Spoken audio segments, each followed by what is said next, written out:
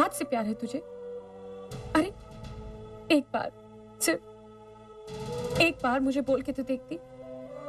जिंदगी भर के लिए तेरे रास्ते से हट जाती मैं तो अब क्या प्रॉब्लम है? अब तो सब कुछ समझ गई हो तुम। क्या हुआ?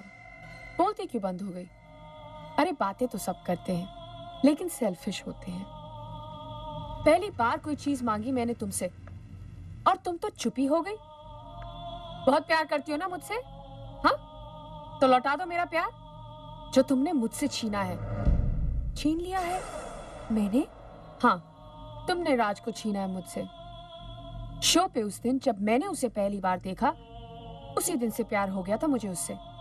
उसकी तलाश भी कर रही थी मैं, लेकिन तुम मेरे प्यार और मेरी तलाश के बीच में आ गई। याद है राज ने मुझे उस दिन पूल पे क्या कहा था?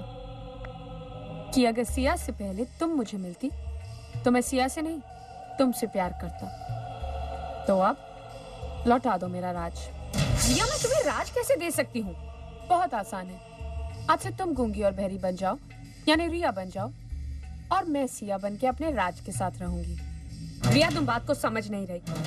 राज ना ही सिर्फ मेरा प्यार है, वो मेरा पति भी है। He is my husband. और दुनिया की कोई भी औरत अपना पति किसी और को नहीं दे सकती, फिर वो चाहे उसकी सगी बहन ही क्यों ना हो। अच्छा, राज तेरा हस्बैंड कैसे हुआ? उसने तेरे साथ सिर्फ शादी की है, लेकिन सुहागरात तुम मेरे साथ मनाई।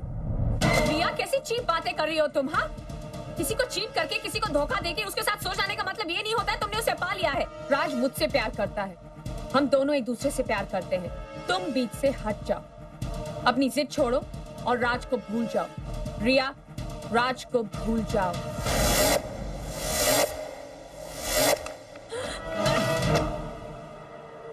राज को भूल जाओ, मतलब सांस लेना भूल जाओ, हाँ, जीना भूल जाओ। तू बताएगी मुझे मैं क्या करूं? हाँ, खुद को बुला सकती हूँ मैं, लेकिन राज को नहीं। सुना तूने?